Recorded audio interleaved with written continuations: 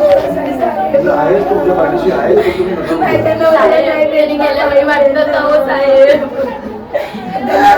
लागलं पाहिजे माझ्या लेकरांना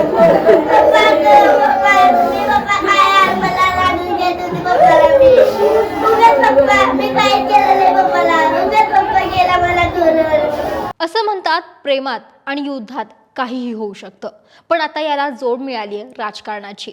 राजकारणामध्ये आता काहीही घडू शकतं, अगदी काहीही. म्हणजे एखाद्या महिलेचं कुंकू पुसलं जाऊ शकतो, 5 आणि 7 वर्षांच्या मुलीच्या डोक्यावरचा वडिलांचा हात जाऊ शकतो आणि एका वृद्धेच्या म्हातारपणाच्या आधाराची काठी हिरावली जाऊ शकते. हे घडले सोलापुरात. एका मनसे पदाधिकाऱ्याची राजकारणापायी 2 डिसेंबरला निर्घुणपणे हत्या करण्यात आली आहे. हत्येप्रकरणी भाजपच्या 15 जणांच्या विरोधामध्ये गुन्हा दाखल झालाय आणि आता या हत्या प्रकरणामध्ये एक मोठा ट्विस्टही समोर आलाय. नेमकं काय घडलं पाहूयात व्हिडिओच्या माध्यमातून.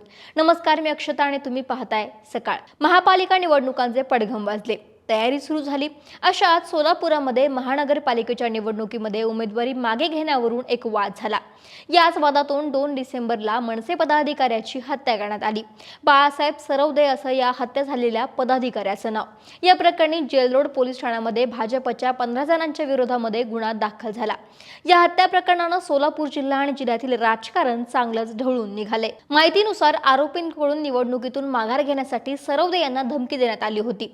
सोलापूर महापालिका निवडणुकीत बाळासाहेब सरवदे यांनी अपक्ष फॉर्म भरवला होता. त्यांनी अर्ज मागे घेण्यासाठी शालन शंकर शिंदे, शंकर बाबू शिंदे, सुनील शिंदे, विशाल शंकर शिंदे यांनी धमकी दिली होती. तुम्हाला गल्लीत राहायचं आहे ना, फॉर्म मागे घेतला नाही तर बघून घेतो अशा शब्दामध्ये धमकी देण्यात आली होती.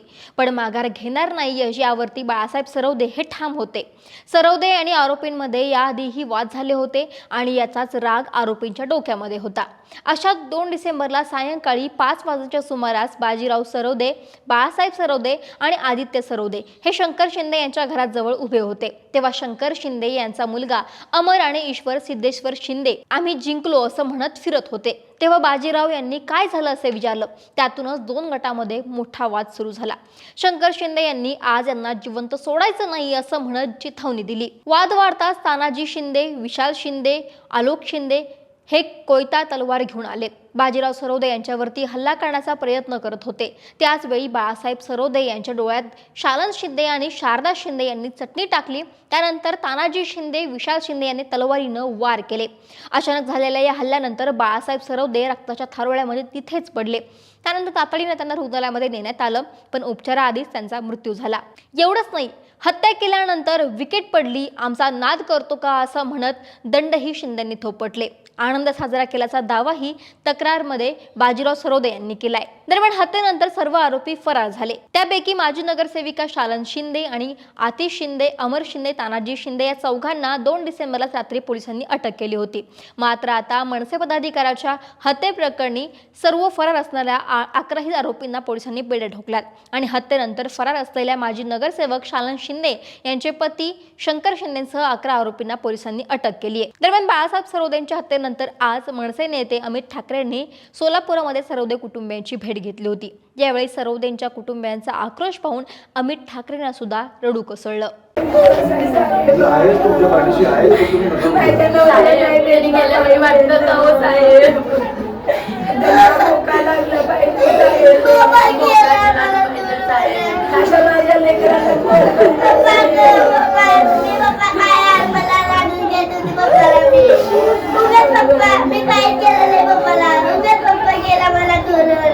दरम्यान सरवदे कुटुंबाच्या भेटीनंतर अमित ठाकरे यांनी भाजपला खडे बोल सुनावले होते. पैसे फॉर्म परत घ्यायला सांगणं ठीक होतं. तुम्ही खून करायला लागले आता निवडणुकांसाठी. मला वाटतं समोरच्या पक्षात पण काही आपले लीडर्स आहेत ज्यांची मुलं आहेत. मी जसा बघून आलो ना, तसं शिंदे साहेबांनी किंवा देवेंद्र साहेबांनी किंवा मला वाटतं ह्या लोकांनी बघितलं पाहिजे ह्या घराची परिस्थिती काय. आणि अशा निवडणुका असतील ना तर नको निवडणुका. आम्ही सगळे फॉर्म परत घेतो, तुम्ही जिंका. ती बघा मुलगी परत उठली. अशा निवडणुका ही आपल्या महाराष्ट्राची परिस्थिती आणून ठेवली तुम्ही. मी कधीही कोणी वारल्यावर राजकारण करत नाही आणि आज पण मी नव्हतो करायला आलो. पण तुम्हाला कधीतरी कळणार आहे की नाही की तुमचे राज्य कुठे नेऊन ठेवलंय तुम्ही? मला वाटतं आपल्या सगळ्यातला एक माणूस जागा झाला पाहिजे आणि ह्या गोष्टींचा विचार केला पाहिजे. पण आता या हत्या प्रकरणात एक मोठा ट्विस्ट समोर आलाय. बाळासाहेब सरोदे खून प्रकरणात दुसरा गुन्हा दाखल करण्यात आलाय. हत्येचे आरोप असलेल्या शिंदे परिवाराकडून मृत बाळासाहेब सरोदे यांच्या परिवाराविरोधामध्ये ही तक्रार करण्यात आली आहे. सरोदे कुटुंबातील सदस्यांनी हातात तलवार, कोयता, काठ्या घेऊन घरात घुसून मारहाण केल्याचा आरोप या तक्रारीमध्ये करण्यात आलाय. बाळासाहेब सरोदे हत्या प्रकरणातील आरोपी शंकर शिंदे यांचा भाचा राहुल सरोदे याने या प्रकरणी पोलिसांमध्ये तक्रार दाखल केली आहे. फिर्यादीनुसार आरोपी हातामध्ये शस्त्र घेऊन घरात घुसले आणि तुम्ही आमच्या विरोधामध्ये निवडणुकीत उभं राहू नका, तुमच्यामुळे आम्हाला उमेदवारी माघार घ्यावी लागते असं म्हणत सरोदे यांनी धमकावलं आणि या वादातून फिर्यादीचे मामा शंकर शिंदे, मामी माजी नगरसेविका शालन शिंदे यांच्यासह आतिश शिंदे यांना मारहाण करून जखमी करण्यात आलं असा आरोप यावेळी करण्यात आला. राहुल सरोदे याच्या फिर्यादीवरून मृत बाळासाहेब सरोदेसह त्याच्या कुटुंबातील 10 जणांच्या विरोधामध्ये गुन्हा दाखल करण्यात आलाय. दरम्यान या प्रकरणी आता आधीच अटकेत असलेल्या माजी नगरसेविका शालन शिंदे यांना 2 दिवसांची तर आतिश शिंदे, अमर शिंदे, तानाजी शिंदे यांना 4 दिवसांची पोलीस कोठडी सुनावण्यात आली. दरम्यान आता या प्रकरणामध्ये पुढे काय होतंय हे पाहावं लागेल आणि आता महत्त्वाचा मुद्दा म्हणजे दोन्ही गटाने एकमेकांविरोधात तक्रार दिल्यानं सोलापुरात राजकारण मात्र ढवळून निघाले एवढं मात्र नक्की. महाराष्ट्रातील सर्व बातम्यांचे विश्वासार्ह व्यासपीठ सकाळच्या सर्व सोशल मीडिया प्लॅटफॉर्मला लाईक, फॉलो आणि सबस्क्राईब करा. तसंच सर्व नोटिफिकेशनसाठी बेल आयकॉन प्रेस करायला विसरू नका.